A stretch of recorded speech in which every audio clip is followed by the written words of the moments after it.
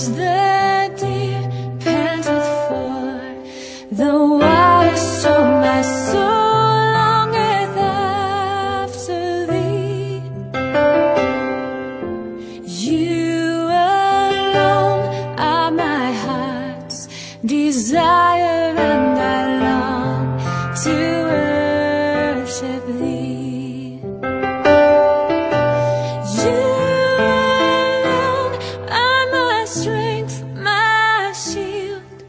To you alone may my spirit yield. You alone are my heart's desire, and I long to worship thee.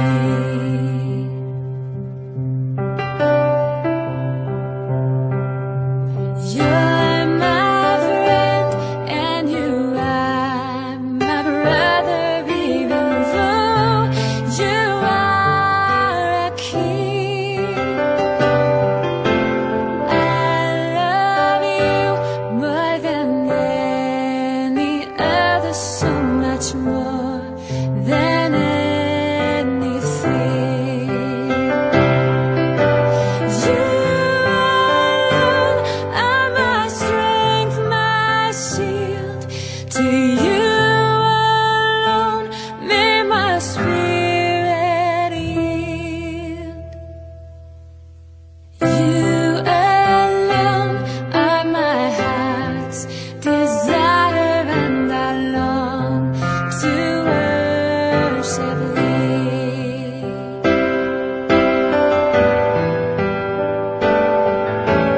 I want you more than gold or silver, only you can satisfy. You alone are the real joy giver, and the apple of my eye. You alone are my strength, my shield. To you alone may my spirit yield. You alone are my heart's desire, and I long to worship thee.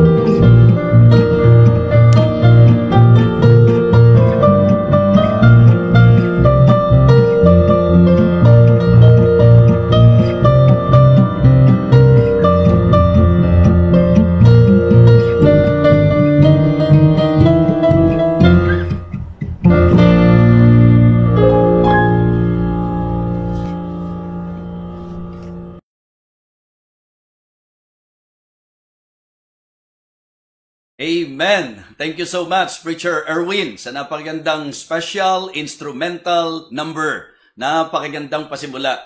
Mga minamahal, magandang gabi po sa inyong lahat.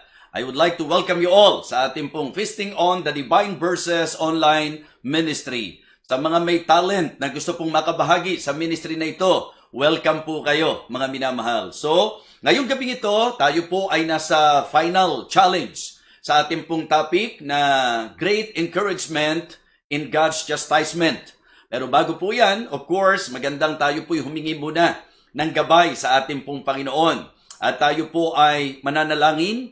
Isama po nating patuloy sa panalangin si Sister Cathy Reyes. Para po sa update, mga minamahal, siya po ay nakalabas na ng hospital. Nasa bahay na po siya, pero kailangan pa rin po na siya po ay quarantine. Ano po? Paki-include rin po si Preacher Bong Reyes sa kanya pong swab test na naway mag-negative po at ang hiling po natin, ang buong pamilya, maingatan po. Ipinararating po nila ang kanilang taus-pusong pasasalamat at siguro po malaking bagay pa rin na kung matutulungan po natin po sila, lalo na po sa financial aspect sapagkat alam nyo naman na medyo Chinese hospital po ito. So kaya if God is touching your heart, so, sige po, feel free, tumulong po tayo sa kanya. Pero, yun po, ang gagawin po natin, i-include pa rin po natin sa prayer para sa complete recovery po. Isa rin po sa isama natin sa prayer ngayong gabi, si Tatay Niserio. Ito po yung father po ni Sister Mylene na nasa Lanao. Ano po? So, pakipanalangin po natin na siya po'y palakasin ng Panginoon, makarecover pa rin po siya. At isama na rin po natin sa prayer, yung buong pamilya po, si Ate Mylene, na naway patatagin po sila ng Panginoon. So sila po ang idaragdag po natin sa mga prayer items po natin. So ngayon po, samahan niyo po ako. Manalangin po tayo. Dakilang Diyos aming Panginoon, kami po ay nagpapasalamat sa muling gabing ito na ipinagkaloob mo sa amin upang kami po ay muling makapakinig ng iyong banal na salita. O Diyos, sa aming pagsisimula, nais po naming patuloy na dumalangin po sa iyo, lalo na po sa kalagayan po namin sa krisis na ito na aming pong patuloy na kinakaharap. Hiling po namin, O Diyos, na ikaw po magbigay ng kalunasan sa iyong kalooban, sa iyong tamang panahon. Hiling ko po ang patuloy na pagtuturo mo sa bawat isa po sa amin. Nawa, ang aming pong patuloy na pananalig ay maging sa iyo, at hiling din po namin, dakilang Diyos, na ikaw po ang siyang magbangon ng economy po namin, maging lahat ng mga bansa na naapektuhan. Ang mga churches and ministries abroad, tulungan mo rin po sila, bukod pa sa mga gawain po dito sa aming bansa. Hiling po namin, O Diyos, na ikaw po ang siyang patuloy na mag-ingat sa mga frontliners. Panginoon, hiling po namin ang patuloy na kagalingan po ni Sister Cathy. Salamat po na nakalabas na po siya sa hospital at salamat din po sa iyong probisyon. Hiling po namin ang lubos na kagalingan, maging ang iyong pangangalaga at pag-iingat, lalo na po kay Preacher Bong na naway mag-negative po sa swab test at hiling ko po dakilan Diyos ang kanilang buong sangbahayan. Panginoon, inilalapit din po namin sa iyo ang tatay po ni Sister Mylene, si Tatay Niserio, Panginoon. Ikaw po dakilang Diyos ang siyang humawak sa kanya. Pagalingin mo po siya at ikaw din po ang siyang pumatnubay at magbigay ng katatagan sa kabuuan ng kanilang pamilya. May your will be done, Heavenly Father, and we would like to trust you in everything. At sa amin pong patuloy na paglapit sa iyo dakilang Diyos, hiling po namin ang bawat mga miyembro ng Living Water Baptist Church, Victory Fundamental Baptist Church, at lahat ng mga ministries, Panginoon, ikaw po ang itinataas. Hiling po namin ang iyong patuloy na pagbibigay basbas, lalo na po sa mga negosyo, sa mga hanap buhay, na sa mga naapektuhan, Panginoon, tulungan mo po na kami po'y makabangon. Salamat po sa iyong patuloy na probisyon sa amin sa kabila po ng ganitong sitwasyon. And tonight, Lord, we would like to again commit to you, especially the preaching of your word. May you again reach and touch the heart of the people. And I pray that you will continue to empower me, O God. Thank you so much. Ikaw po ang aming pong patuloy na pinag-aalayan ng lahat sa aming buhay. At nawa, Panginoon, ang salita mo'y makaabot ng marami pang tao. Ito po ang aming panalangin sa pangalan po ng aming Panginoong Jesus. Amen. Amen. Okay, this time, matapos po na nakarinig tayo na napakagandang instrumental number, this time, makinig naman po tayo ng special number na ibibigay po ng ating mga kapatid mula po sa Living Water Baptist Church, Paris.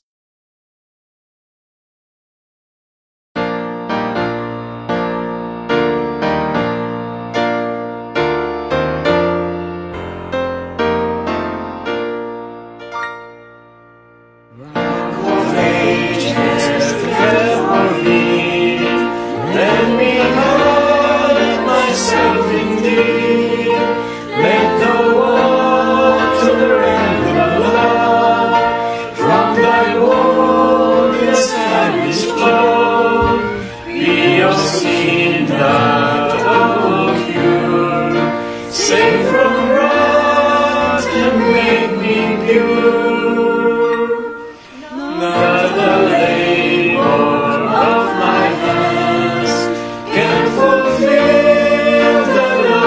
rest. Goodbye, sin, the rest my home. Goodbye, tears, forever gone. All for sin could not atone. Thou must save and thou alone. Nothing in my hand I bring, simply to thy cross I cling. They can come to different rest. Heaven's room to different rest. Fall I to the fountain fly, wash me, Savior, or I die. While I draw this fleeting breath, when my eyes shall close in death, when I rise towards thy love, and behold thee on thy throne, rock of ages, fled for me. Let me hide myself in thee.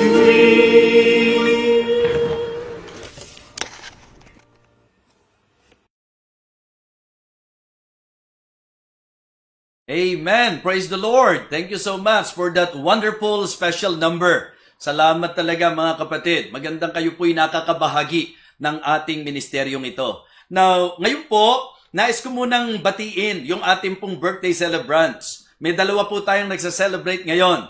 Yung una po, ito po yung aking magandang inaanak, si Sister Camille Tiopes. Happy birthday, Sister Camille. Ganon din po ang ating mahal na kaibigan na malapit sa Living Water Baptist Church, si Sister Rose Sereno. Happy birthday, Sister Rose. At naway pagpalain kayong higit ng ating Panginoon. So ngayon po, magpapatuloy na po tayo sa ating pong pangangaral. Nasa final message na po tayo ng ating pong paksa patungkol sa palo ng Panginoon. Our topic is about God's chastisement. At ang pinaka-title po ng message ko po ay ang patungkol sa Great Encouragement in God's Chastisement. Great Encouragement in God's Chastisement.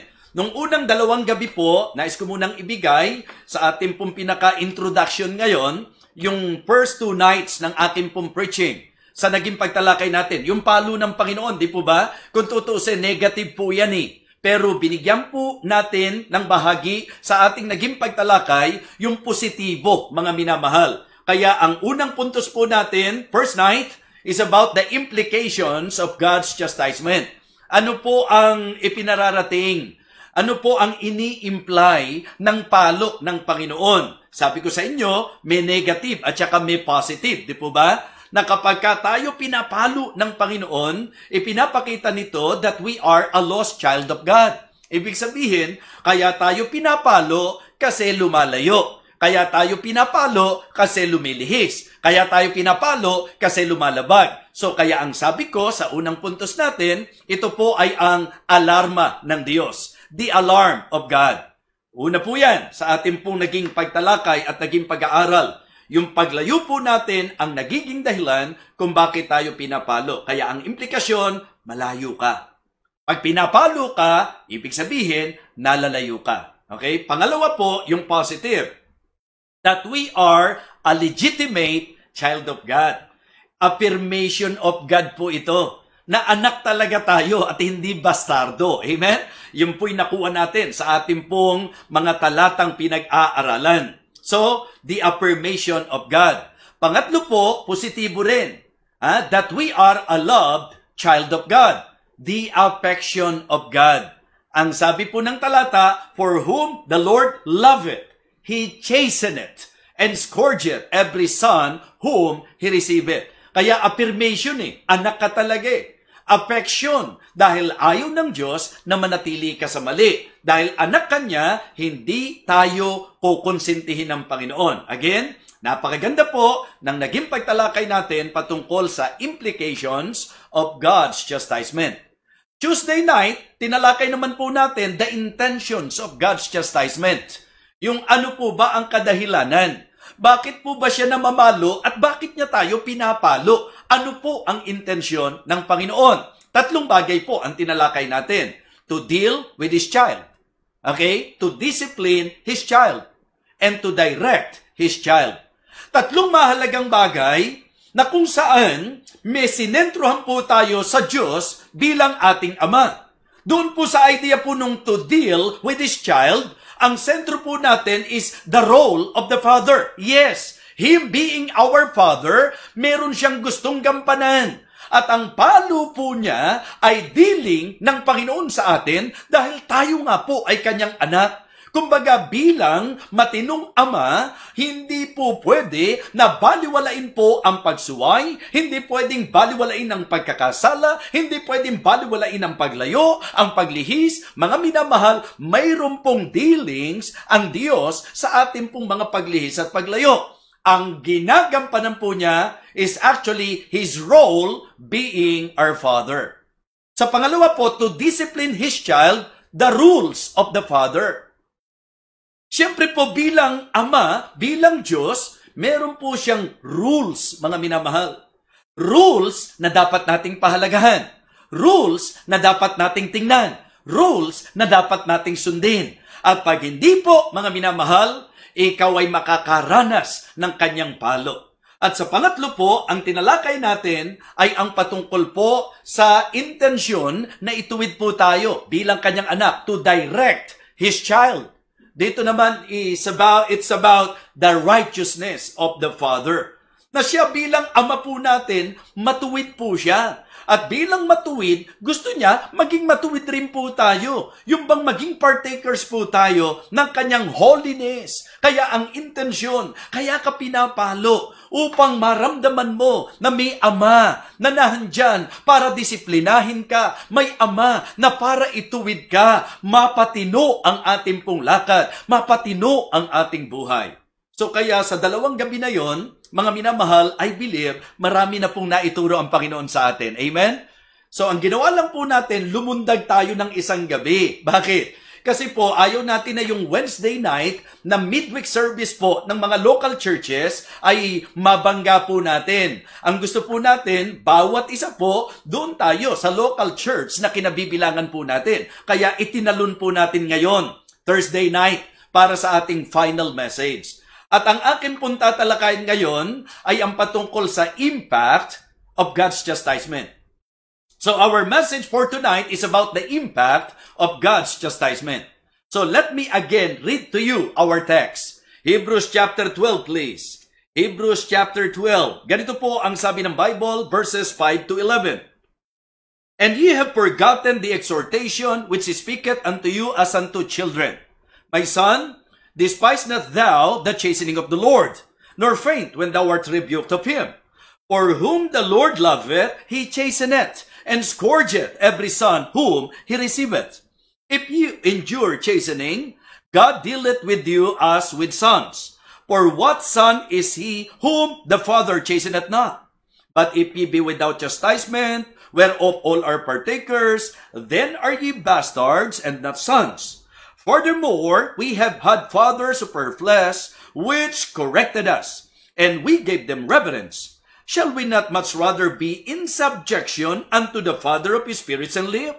For they verily for a few days chastened us after their own pleasure, but he for our profit, that we might be partakers of his holiness. Now, no chastening for the present seemeth to be joyous, but grievous. Nevertheless, afterward, it yielded the peaceable fruit of righteousness unto them which are exercised thereby. Let us pray. Dakilang Diyos, sa aming pong pagpapatuloy sa pagtalakay po sa napakahalagang topic na ito, patuloy po kaming humihingi ng iyong gabay. Dakilang Diyos, puspusin mo po ako ng Banal na Espiritu, abutin mo po ang puso ng bawat mga nakikinig at ang iyong anak ang maitaas sa aming pong kalagitnaan. Thank you so much for the privilege, O God. And please, Lord, gawin mo po akong channel of blessing. Nawa, bigyan mo po ako ng accuracy sa aking pong pangangaral.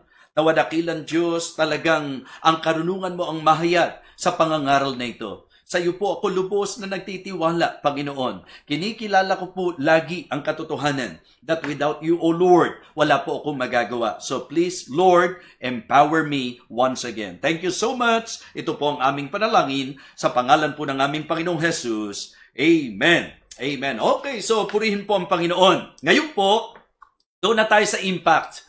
Ang ibig sabihin, ano yung dapat resulta? Ano yung dapat maging outcome? Ano ang dapat maging epekto ng palo ng Panginoon? After na maintindihan po natin clearly from the message, from the Word of God, na yung palo ng Panginoon, meron pong mga ini-imply po ito at meron pong napakahalaga at napakagandang intention po ito. Ano dapat ang maging epekto sa atin? So dapat po ang may accomplish ay kung ano ang intensyon ng ating Ama. Ang dapat may accomplish ay ang kalooban ng Diyos sa ating buhay. Kaya mga kapatid, mga minamahal, napakaganda po na sa naging pag-aaral po natin, nakasunod po talaga kayo para talaga lalo nyo pong ma-appreciate. Kung papansinin po natin muli, para po sa ilan na marahil po ngayon pa lang nakapakinig, balikan nyo muna pong muli ang ating pong pinakateksto. Ang sabi po ng verse number 5, "And ye have forgotten the exhortation which speaketh unto you as unto children. My son, despise not thou the chastening of the Lord, nor faint when thou art rebuked of him. For whom the Lord loveth, he chasteneth, and scourgeth every son whom he receiveth."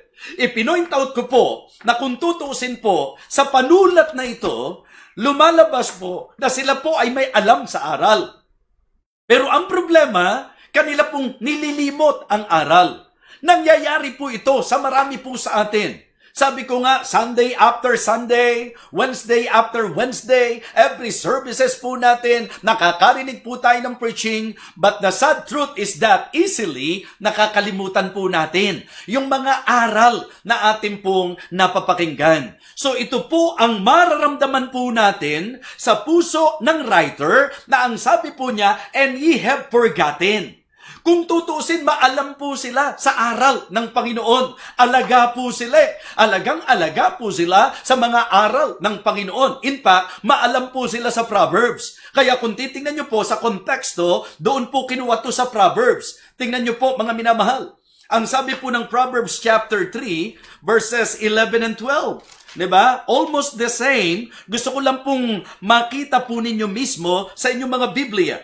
Proverbs chapter 3, verses 11 and 12. "My son, despise not the chastening of the Lord, neither be weary of his correction.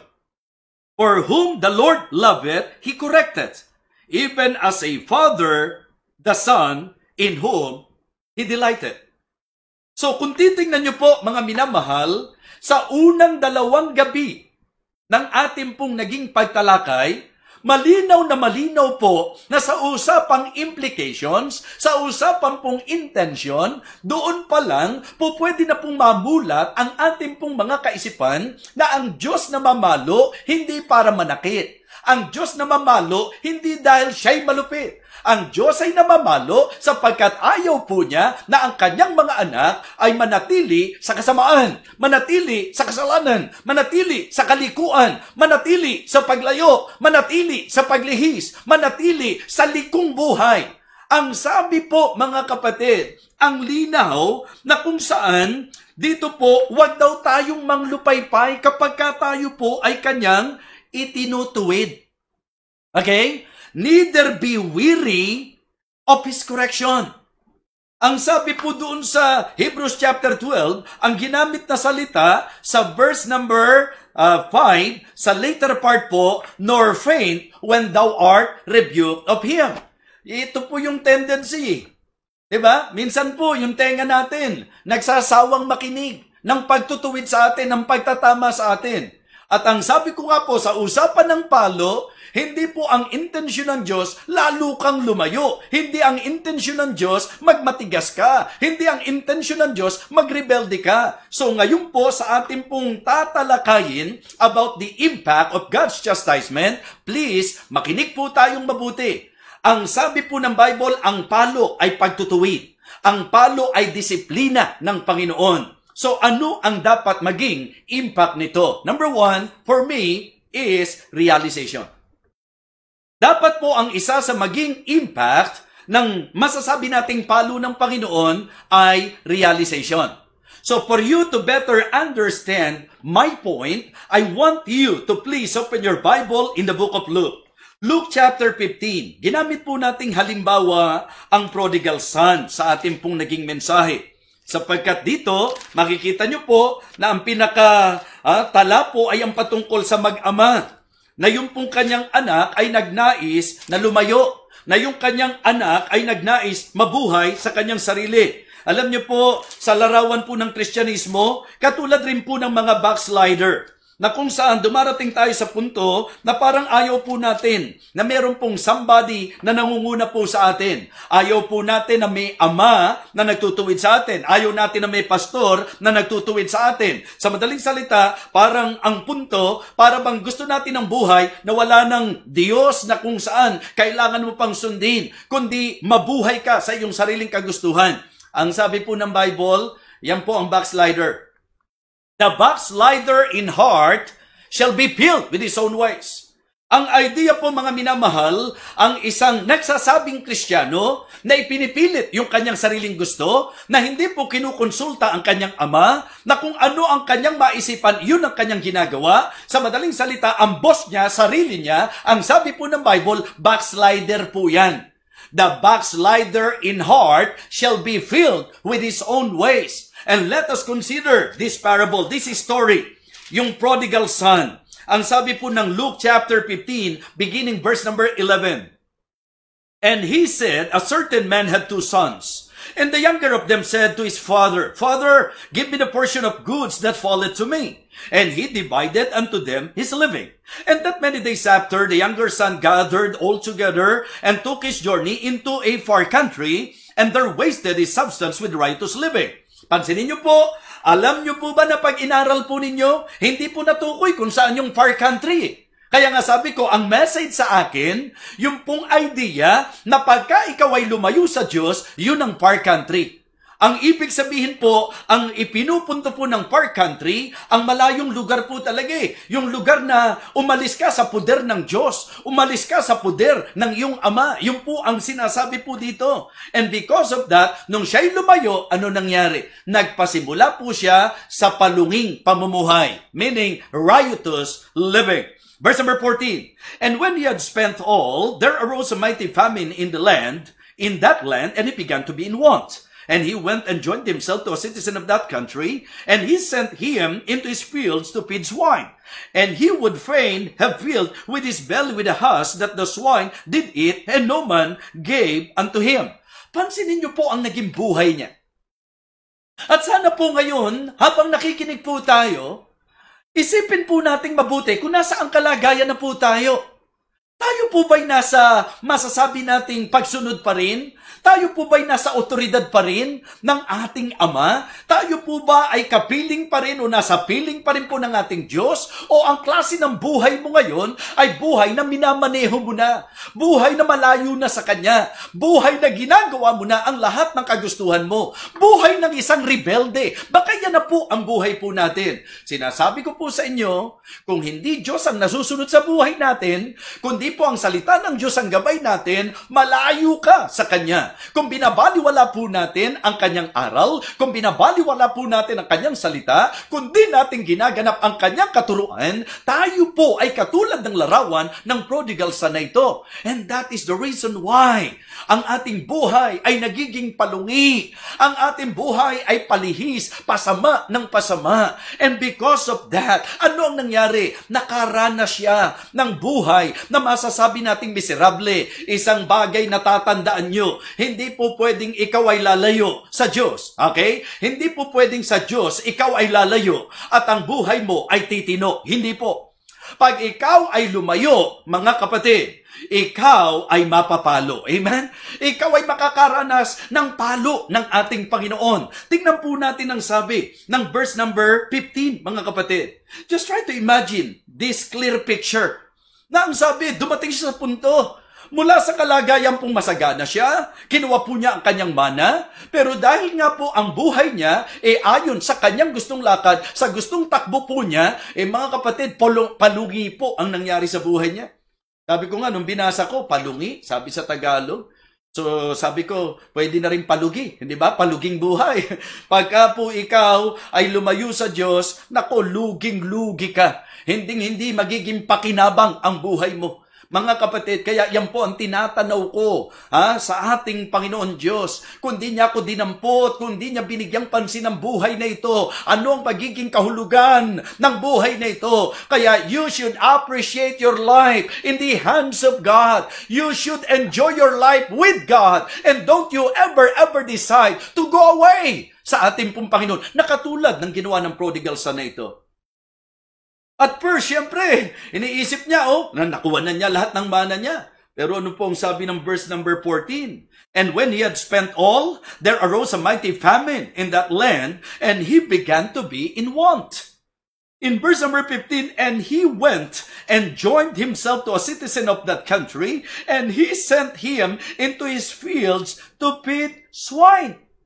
In verse number 16, miserably. Kaya nga sabi ko po, kung inaalarma na po tayo ng Panginoon, pansinin na po natin. Huwag nating hintayin ng sobrang maging miserable na.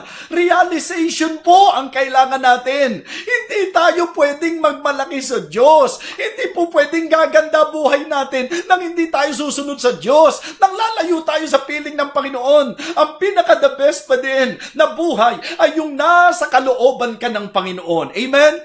Don't you ever go into a far country. Your life will become miserable like what happened dito po sa prodigal son na ito. Ang sabi po ng verse number 16, and he would fain have filled his belly with the husk, and that the swine did eat, and no man gave unto him. Talagang dumating siya sa punto na pati yung pagkain po ng baboy, gusto po niyang saluhan ang mga baboy sa kanilang pagkain. Wow! Miserable. Samantala kung nabubuhay tayo sa kalooban ng Diyos, pansinin niyo po, nasa pandemic na tayo Hindi pa rin tayo pinababayaan ng Panginoon, di po ba? Protektado pa rin po tayo ng Panginoon. Provided pa rin po ng Panginoon ang ating mga pangangailangan. Ano pa ba hahanapin natin? Bakit maiisipin mo pa na mabuhay ka sa sarili mo? Samantalang walang pinakamasarap at pinakamagandang buhay, kundi yung buhay na alam mo na nasa kalooban ka ng Panginoon. Yan ang buhay na may direksyon. Yan ang buhay na may katiyakan, mga minamahal. So napakamiserable ang nangyari sa buhay niya. Pero ang maganda po sa storya ng prodigal son, yung dumating siya sa point of realization. And this is actually the message that I would like to point out, mga minamahal. Yes, maybe at this present time, you are experiencing the chastisement of God in your life. Pero huwag kang magrebelde, huwag kang magnegative. Kung ikaw ay pinapalo ng Diyos, kailangan po ang maging resulta at epekto nito sa iyo, realization. Amen? Verse number 17. And when he came to himself. Well, for me, yun ang ibig sabihin nito. Nung dumating siya sa point of realization, nung bumalik siya sa tama at tuwid na pag-iisip. Alam niyo, minsan, kala natin, tamang-tama tayo sa pinagmamatigasan po natin Mali. Yun po ang inisip niya. Pero ano? Lahat ng inakala niya, mali. Pag nakuha ko naman, naku, saya ng buhay ko. Pagka marami na akong pera, wala na akong kakailanganin pa. Mali lahat yun Diba? Dahil kahit anong meron ka, pag lumayo ka sa Diyos, may hangganan ng lahat ng yan. At alam niyo po, isang bagay na dapat nating maintindihan, walang magiging buti sa iyo ang paglayo sa Diyos sa buhay mo. Mga kapatid, sabi ng verse 17, and when he came to himself, this is realization. This is actually a realization. Ang sabi niya, nung siya'y nakapag-isip-isip, nung bumalik siya sa tamang isip, nung napag-isipan niya, nung naunawaan niya, na-realize niya, anong sabi? When he came to himself, and when he came to himself, he said, how many hard servants of my fathers have bread enough and to spare, and I perish with hunger. I will arise and go to my father, and will say unto him, Father, I have sinned against heaven and before thee. Amen? Ito yung pinaka magpapakita na ng pag-asa sa buhay ng isang tao na lumayo. Pag nakapag-isip-isip ka na, para sa akin po, kung ikaw ay nasa katayuan na nag-iisip na parang katulad ng naisip ng prodigal son, gusto ko na mabuhay sa sarili ko. Ayoko na ng ganito, na lagi na lang, bawal ito, bawal yung ganito, kailangan sumunod ka sa ganito. Gusto ko na ng buhay na kung saan malaya ako. Ang problema nung malayang-malaya, malayong-malayo. Di po ba? Yun ang iniisip ng ibang malayang-malaya eh. Yung malayong-malayo eh. Mga kapatid, ibang-iba pa rin pagka ikaw ay nasa poder ng Diyos. Amen? Wala pong kasing secure, mga kapatid, yung pong kalagayan na ikaw ay nasa kalooban ng Panginoon. Nung siya'y nakapag-isip, naisip niya, noon, bine-bless ng Diyos ang buhay ko eh. Noon, lahat halos ng pangangailangan ko, di ba? Dito nga, sabi niya, pati yung mga alila lang nila nakakakain ng maayos. Tingnan mo nangyari sa buhay ko. Realization po yan. At ang maganda sa kanya, sabi niya sa verse 18, I will arise and go to my father, and will say unto him, Father, I have sinned against heaven and before thee, and am no more worthy, and I am no more worthy to be called thy son. Make me as one of thy hired servants. And he arose and came to his father, but when he was yet a great way off, his father saw him, and had compassion, and ran, and fell on his neck, and kissed him. Mga minamahal, gusto kong makita nyo sa storyang ito, ang susi realization. Kaya kung sakali man po, na may hataw po sa atin, may palo po sa atin, may pagtutuwid na ginagawa ang Diyos sa atin, nakikiusap ako sa iyo, huwag ka nang magmatigas. Huwag ka nang magmatigas sa Diyos. Hindi ka mananalo sa Diyos. Hindi po pwede na maganda kahinatnan mo pag nagmatigas ka. If God is now, di ba, putting you sa sitwasyon na ipinauunawa niya sa iyo, na ikaw ay nagkamali, you better humble yourself before God. Amen? Well, for me, ang isa sa dapat maging impact nito is realization. Pag pinapalo ka ng Diyos, may gusto lang ang Diyos na ipaunawa sa iyo. May gusto lang iparealize ang Panginoon sa iyo. Dahil hindi ka niya papaluin ng walang dahilan. Hindi ka niya pipigilan, hindi ka niya papaluin kung ikaw ay nasa mabuting kalagayan. Kaya ka niya pinapalo, dinidil ka niya, dinidisiplina ka niya para ma-direct ka niya. So realization ang isa sa dapat impact nito. Pangalawa po, restoration. Restoration. Ang sabi niya, I will arise and go to my father and will say unto him. Ibig sabihin, panunumbalik. Walang kwentang na-realize mo na ang lahat. Hindi ka pa magpapasya, natatayo ka para balikan mo ang Ama. Kaya nga napakaganda po sa message of revival. Ang idea po is panunumbalik. And please, bear in mind, na bagamat pinag-usapan natin na ang Diyos natin disciplinarian, the very idea of God's discipline is actually to restore us. Restoration po. Hindi tayo dinidisiplina ng Diyos para lalong lumayo. Hindi. The very intention and the very heart of God, why God is chastening us, His discipline is for the purpose of restoring us. Amen? Gusto po niya, balik tayo. Balik po tayo. Kaya nga, nagbibigay siya ng warning eh. Nagbibigay siya ng alarma eh. Remember, sa Revelation chapter 2, yung mismong church ng Ephesus, ano ang sabi niya? Kasi ang ganda po ng takbo nitong church na ito eh. Pero ano po nangyari? Iniwan po yung kanilang pag-ibig. Lumihis po mga kapatid. Remember that? Revelation chapter 2 and verse number 2, I know thy works and thy labor and thy patience and how thou canst not bear them which are evil, and thou hast tried them which say that they're apostles and are not, and hast found them liars, and hast borne and hast patience, and for my name's sake has not fainted. Napakatindi. Ang ganda-ganda po ng takbo nila eh. Pero, ito po ang reality, na meron pong bahagi sa buhay natin minsan, na nalilihis po tayo. Revelation 2:4, nevertheless, I have somewhat against thee, because thou hast left thy first love. Kaya pagdating ng verse number 5, confrontation na pong ginawa ng Panginoon sa kanila eh. Okay? Remember therefore from whence thou art fallen, and repent, and do the first works, or else I will come into thee quickly, and will remove thy candlestick out of his place, except thou repent. So, it is good for us to realize also that the reason why God is disciplining us, because God would like us to be restored. Amen? Gusto niyang makapanumbalik po tayo. At ito po yung maganda. Kaya nga sabi ko po yung repentance, Yan ang isang napakagandang takbo ng isip natin eh. Pag na-realize mong mali, pagsisihan. Pag na-realize mong nagkasala, pagsisihan. Ihingi ng tawad sa Panginoon. Hindi pangatwiranan. Hindi po baliwalain. Sabi ko, yan ang naging problema po ni David. At first, nagkaroon pa siya ng intensyon na parang i-ignore lang po eh. Remember? When he was confronted by Prophet Nathan, ang gusto po ni David palabasing, hindi po siya yon. Pero anong sabi po ni Prophet Nathan? Thou art the man. Kaya nga may Psalm chapter 51 po tayo eh. Sapagkat napag-isipan po ni David na hindi talaga po pwedeng magmatigas siya dahil tutukuyin siya ng Panginoon. And in Psalm chapter 51, binasa po natin ito nung Tuesday night. Ipinakita ko po sa inyo kung gaano po na sa buhay ng prodigal son, sa kanyang naging paglayo, naging miserable siya. And then mapipil po natin yung basag na puso ni David na nagmamakaawa sa Panginoon, humihingi siya ng habag ng Panginoon na kung saan, ang sabi niya, make me to hear joy and gladness. Just try to imagine. Meaning, in spite of the fact na siya po'y king, but because nalayo po siya, nalihis po siya, sumablay po siya, nagkasala po siya, walang pinipili po yan eh.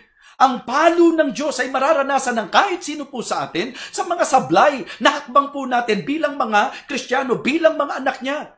At mga kapatid, yun ang kanyang naging samul sa Panginoon. Create in me a clean heart, O God, and renew a right spirit within me. Restore unto me the joy of thy salvation. Makikita niyo po, mga kapatid, mga minamahal, na ang talagang mercy ng Diyos, ibinibigay niya, hindi sa nagmamatigas. Paalala ito sa iyo. Kung ikaw ay nasa kalagayan ngayon na may lihis sa buhay mo, or sabihin na po natin, presently, you are experiencing the chastisement of God in your life at nagmamatigas ka, nakakatakot ang po pwedeng maging dulo ng lahat ng ito. Because I believe the right thing to do is that because God is chastening you, magandang ma-realize mo na, dapat mong ma-realize. At mag-decide po tayo na manumbalik sa ating Panginoon. Restore, di ba? Unto me the joy of thy salvation. Go back again. I will go to my Father. Babalik ako sa aking Ama. Yan po ang dapat maging impact ng palo ng Diyos sa buhay mo. Yun ang solusyon. Nakakatakot ang po pwede pang maging dulo kapag ka nagpilit ka pa dyan sa ginagawa mo sa kabila ng pinapalo ka na ng Panginoon. Mga kapatid, pangatlong bagay po. Number 1, realization. Number 2, restoration. Number 3, recovery. I remember one of my messages, lalo na po yung message nung final night, nung pong Baptist Revival. Pinoint out ko po dun yung message na wake up and make up. Diba? Yun po ang nangyari. Nung nakapag-isip-isip po yung prodigal son, hindi dapat ganito buhay ko. Kristiyano ka. Hindi dapat miserable buhay mo. Hindi dapat lihis ang buhay mo. Dapat ang buhay mo pinagpapala. Dapat ang buhay mo kagamit-gamit. Pero di mo ba naiisip? Ba't di ka na pinagpapala? Ba't di ka na magamit ng Panginoon? Totoo bang masaya ka? Yung laya mo ba? Yung ginagawa mo lahat ng gusto mo? Totoo bang masaya ka? Huwag kang padaya. Alam mo sa sarili mo na hindi yan ang masayang buhay. Ang masayang buhay, yung nasa poder ka ng Diyos, yung nakakasunod ka sa Panginoon, at nakakatakot ang pagsuway. Mga kapatid, nung ang prodigal son na ito ay nagising, ang tinakbo ng isip niya, balik ako sa aking Ama.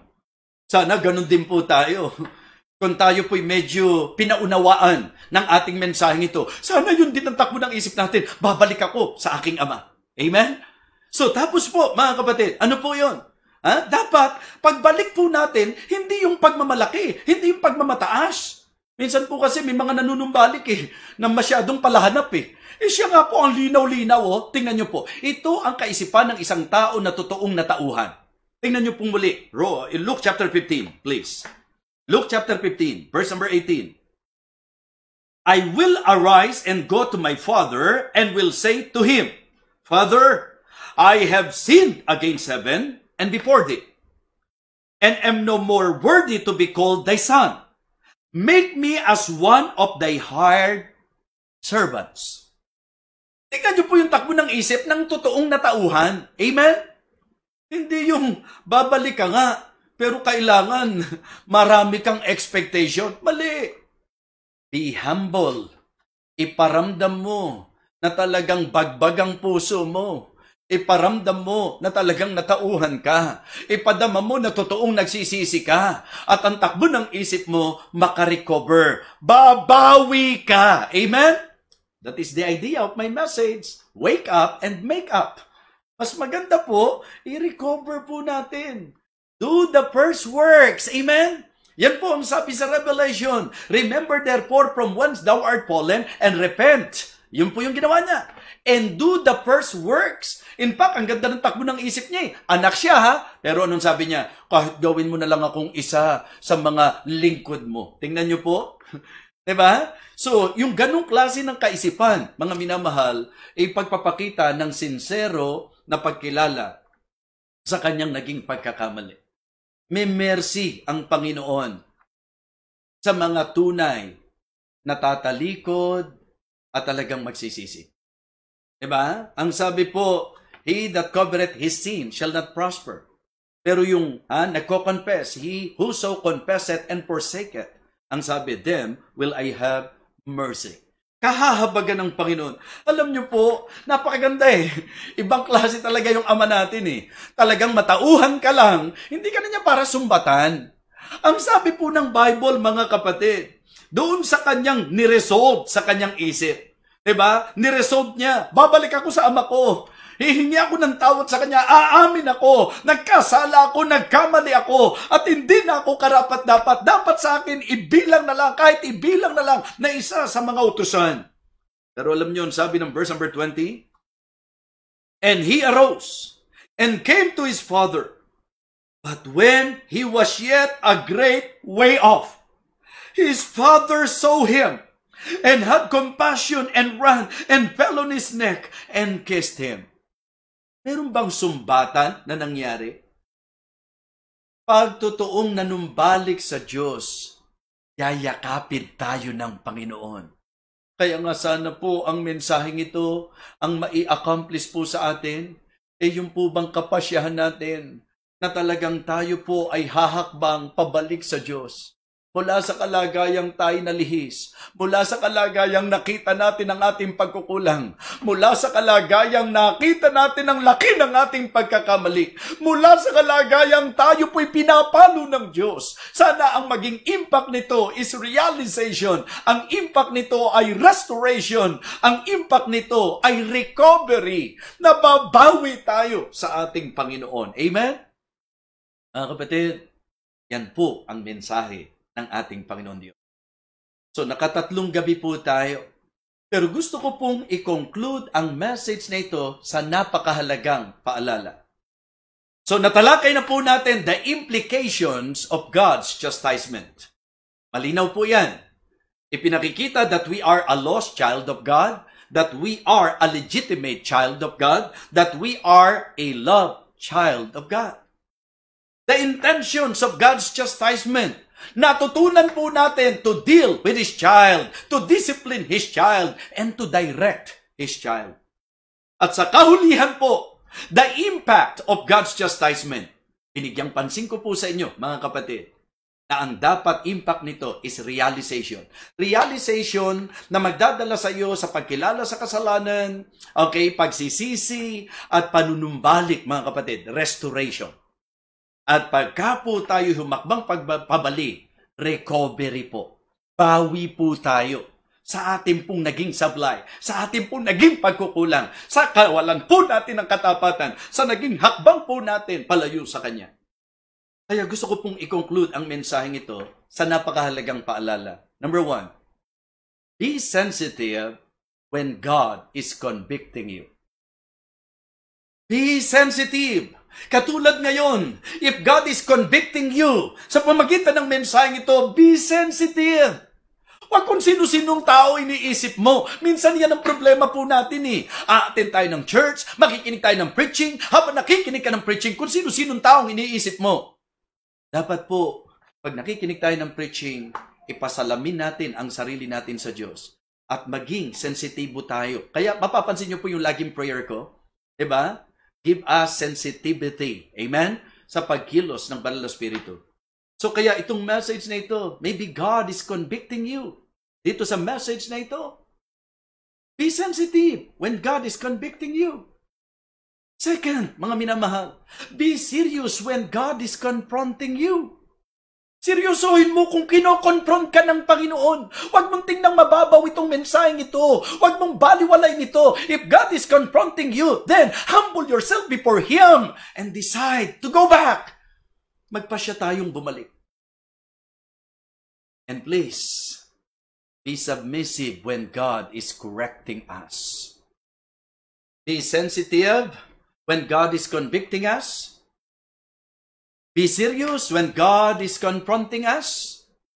And be submissive when God is correcting us. Kamusta po tayo, mga minamahal? Bawat isa po sa atin. Hindi ko tinatanong kung kamusta yung mga kasamahan mo. Ang tinatanong ko po sa harapan ng Diyos, kamusta po tayo? Gusto kong sa atin pong naging mga pag-aaral, na pagtibay po sa atin, ang patungkol sa great encouragement in God's chastisement. Ang palo po ng Diyos ay hindi dulo ng lahat. Ang palo ng Diyos ay mayroong mensahe na nais iparating sa atin. At nawa, sa katuparan po ang layunin kung bakit tayo pinapalo. Upang tayo po ay dumating sa point of realization, upang tayo po ay magpasya na manumbalik, upang tayo po ay bumawi sa ating naging pagkukulang sa Diyos. I hope and I pray na ang ating pong 3 gabing naging pagtalakay sa mensahe po patungkol sa palo ng Diyos ay hindi lamang nagbigay ng klarong unawa sa atin, kundi nagdala po sa atin sa kapasyahan na sa ating pong kinalalagyan ngayon. Because of this message, gusto kong humakbang pabalik sa Diyos. Gusto kong kilalanin ang aking naging pagkukulang. At gusto kong muling maramdaman ang mahigpit na yakap ng Diyos.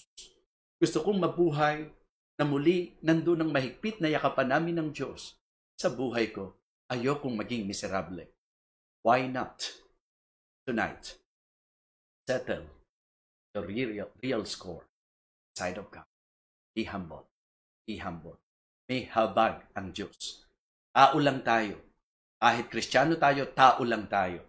Mahalaga lang, pag itinutuwid ng Diyos, buhay natin, patuwid tayo. Pag kinakausap po tayo, paalala po yan, sensitive when God is convicting us. Be serious when God is confronting us. Please be submissive when God is correcting us. Let us pray.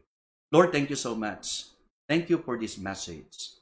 Nawa, bawat isa po sa amin, talagang naunawaan ang mensaheng ito na iyong ipinarating. Lord, thank you.